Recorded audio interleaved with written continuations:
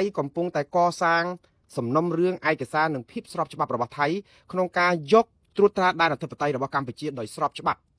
នៅក្នុងការដែលខ្លួនមានសិទ្ធិអំណាចនាំមន្ត្រីដែនអធិបតេយ្យរបស់ប៉ូលីសសហព័ន្ធអាមេរិកយកមកចូលក្នុងដែនអធិបតេយ្យរបស់កម្ពុជាបានដោយមិនមានការជំទាស់តវ៉ាពីខាងភាគីកម្ពុជាបានន័យថាថៃកំពុងតែកសាងភស្តុតាងមួយបង្កើតឲ្យមានអង្គហេតុថាតំបន់អូស្មាច់ដែលថៃគ្រប់គ្រងបាននេះគឺថៃនឹងយកជារៀងរហូតហើយព្រោះអីជាដែនអធិបតេយ្យរបស់ថៃហើយយកប៉ូលីសអន្តោប្រវេសន៍សំទោសប៉ូលីសសហព័ន្ធរបស់អាមេរិកចុះចូលទៅពិនិត្យមើលនៅក្នុងអគារកាស៊ីណូ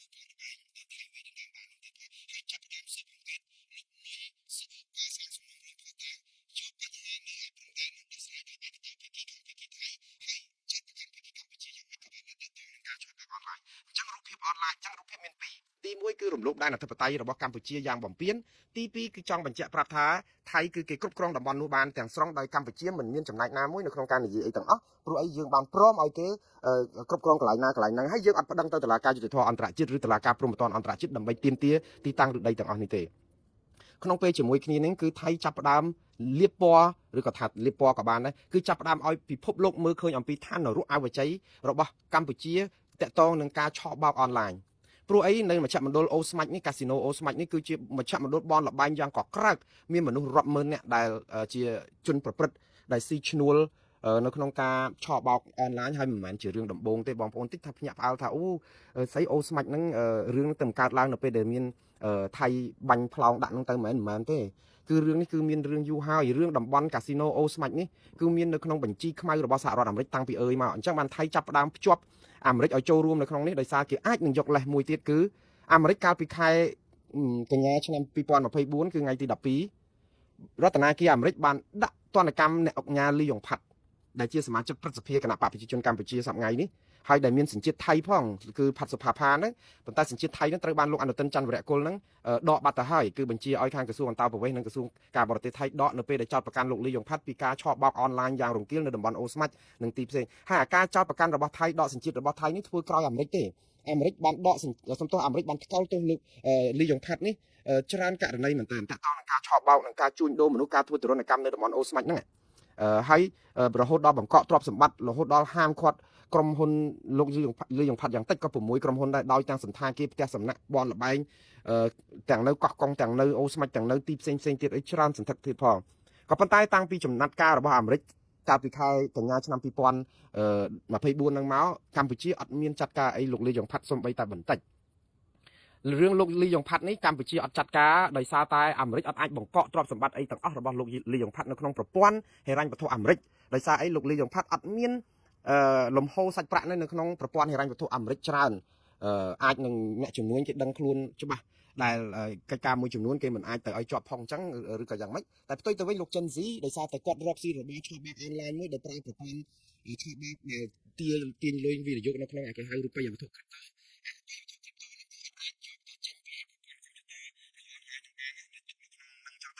ដែលអាចដោះដូរឲ្យបានដូច credit card ដូចកក់កុងធនាគារអញ្ចឹងទៅបានជាជាប់ផងនៅក្នុងប្រព័ន្ធហិរញ្ញវត្ថុអាមេរិកដោយសារតែលោក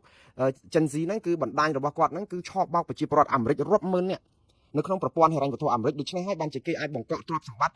ិលោកចិនស៊ីបានយ៉ាងសម្បើមដល់ទៅ15,000 លានដុល្លារជារូបិយវត្ថុ Bitcoin ណាប៉ុន្តែចំពោះលោកលីយ៉ុងផាត់វិញមានការថ្កោលទោសបង្កក់ទ្រព្យឬក៏អាចរឹបអូសដកហូតអីតិចតួចប៉ុន្តែមិនបានច្រើនទេចង់និយាយថាជារបៀបនិមិត្តរូបច្រើនជាងការដែលយកជាដុំកំភួនព្រោះគាត់មិនមានលំហូរហិរញ្ញវត្ថុហ្នឹងគ្រាន់តែថាវាខូចឈ្មោះកម្ពុជាលើឆាកអន្តរជាតិខូចឈ្មោះលោកលីយ៉ុងផាត់និងខូចឈ្មោះក្រុមហ៊ុនរកទទួលទានរបស់គាត់នៅក្នុងស្រុកខ្មែរអីផ្សេងទៀតហ្នឹងដែលតាក់ទងនឹងអ្នកដែលវិនិយោគគេលែងហ៊ានទៅចូលស៊ីជាមួយអញ្ចឹងប៉ុន្តែមានតែថៃទេដែលចាត់ការលោកលីយ៉ុងផាត់ដែលរហូតដល់បង្កក់ទ្រព្យសម្បត្តិលោកលីយ៉ុងផាត់បានមួយចំនួនផងហើយរឹបអូសផងហើយនឹងដកសញ្ជាតិហើយនឹងចេញដោយការរករឿងអីអញ្ចឹងទៅហើយមានលោកកុកអានមានអីអ្នកអង្គញាកុកអានទៀតក៏ប៉ុន្តែរឿងលោកលីយ៉ុងផាត់រឿងអ្នកអង្គញាកុកអានដែលពាក់ព័ន្ធនឹងរឿងបនលបែងឆបោកនេះគឺស្ងាត់ឈឹងចាត់ការទៅលោកចិនស៊ីហើយបញ្ជូនលោកចិនស៊ីទៅចិនទៀត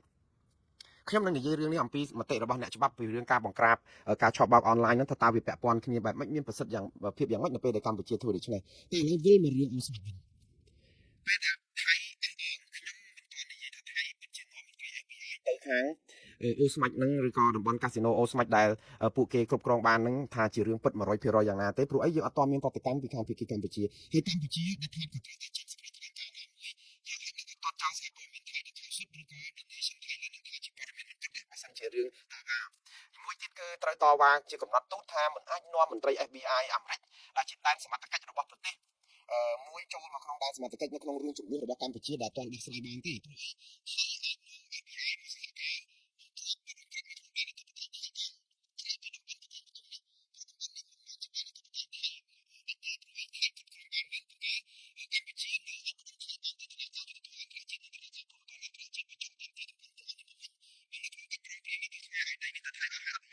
គេមកបានទេព្រោះអីយើងចុះអត្ថលេខាប្រាប់ថានៅណានៅឆ្នេរបាច់ថៃពីស្អីពីកិច្ចព្រមព្រៀងហ្នឹងអាសេចក្តីថ្លែងការណ៍រួមថ្ងៃ27ខែធ្នូនេះបានត្រូវយកមន្ត្រី FBI ចូលទៅច្រកអូស្មាច់បានណាដែលថាបើយកបានហ្នឹងគឺថៃច្បាស់ជាសំអាងថាតំបន់នេះជាដែនអធិបតេយ្យរបស់គេស្របច្បាប់ដោយមានការចុះហត្ថលេខារវាងលោកទាសីហានិងណដ្ឋភងណាផានិចកាលពីថ្ងៃ27ខែធ្នូដែលថាអ្នកណានៅកន្លែងណាអ្នកនឹងនៅកន្លែងហ្នឹងបានន័យថាអានឹងជាដែនអធិបតេយ្យរបស់គេនៅពេលដែលគេទាមទារជាដែនអធិបតេយ្យឃើញគេយកយុត្តាធិការដែនសមត្ថកិច្ចរបស់ប៉ូលីស FBI យកមកចូលបានទេហើយបើយើងគិតមើលទៅបើខ្មែរគិតថាទេអានឹងដីរបស់ខ្មែរយកប៉ូលីសសហព័ន្ធអាមេរិកចូលក្នុងដីខ្មែរបានដែរហើយបើខ្មែរអត់មានតវ៉ាអីសោះបានន័យថាយើងបើកដៃឲ្យថៃបង្កើតអង្គហេតុការពិតភ័ស្តុតាងជាក់ស្ដែងដើម្បីទាមទារយកតំបន់នោះស្របច្បាប់ស្របពេលដែលខ្មែរអត់ប្តឹងទៅតុលាការយុត្តិធម៌អន្តរជាតិនិងតុលាការព្រហ្មទណ្ឌអន្តរជាតិទៀតយើងកាន់តែឆ្ងាយសុំភ្លើងយក្សហើយពីការទាមទារតំបន់ទាំងអស់នោះមកវិញហើយខ្ញុំនិយាយនេះម្ដងទៀតអត់មាននិយាយអំពីការញុះញង់អីទេនិយាយពីបច្ចេកទេសផ្លូវច្បាប់សុទ្ធសាធដែលថាបើគេបង្កើតអង្គហេតុឲ្យคล้ายជាតំបន់ស្របច្បាប់របស់គេហើយយកសមត្ថកិច្ចរបស់ប៉ូលីសសហព័ន្ធអាមេរិកមកចូលនៅក្នុងដែនអធិបតេយ្យហ្នឹងបានន័យថាប៉ូលីសសហព័ន្ធអាមេរិកណាដែលមកហ៊ានចូលដែនអធិបតេយ្យកម្ពុជាដោយគ្មានការអនុញ្ញាតពីតុលាអាជ្ញាធរកម្ពុជានេះពេលអញ្ចឹងបានន័យថាមិនដែនគឺជាដីថៃព្រោះថៃគេថាហ្នឹងជាដែនសមត្ថកិច្ចគេទី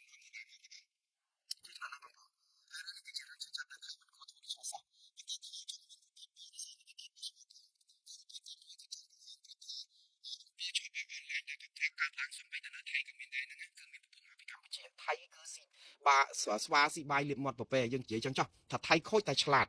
នៅក្នុងការថាលៀបពណ៌ឲ្យប្រទេសកម្ពុជានឹងក្លាយជាឋាននរុអវជ័យនៃការឆោបបោកអនឡាញហើយគេធ្វើរឿងហ្នឹងឲ្យស៊ីទៅដោយការពិតចឹងមែនគឺគេនាំ FBI នាំអីហើយការដែលនាំ FBI ទៅទៀតបងប្អូនគឺដោយសារតំបន់អូស្មាច់នេះគឺជាមជ្ឈមណ្ឌលឆោបបោកអនឡាញយ៉ាងកក្រើកយូរហើយចូលទៅក្នុងបញ្ជីខ្មៅរបស់អាមេរិកទៀតដូច្នេះថៃកាន់តែមានភាពស្របច្បាប់ថាយក FBI ទៅរបស់អាមេរិកត្រូវហ្មងព្រោះអីរដ្ឋាភិបាលជាតិអាមេរិកហ្នឹងគេបាន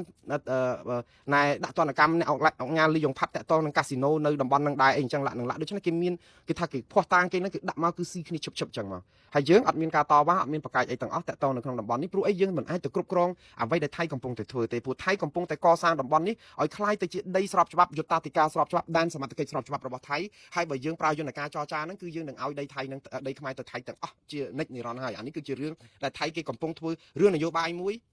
រឿងទី2រឿងលក្ខណៈបច្ចេកទេសនៅក្នុងការដែលទាមទារដែនដីខ្មែរដែលថៃវាយបានដោយស្របច្បាប់រឿងមួយទៀតតកតងនឹងរឿងកិច្ចការបូរ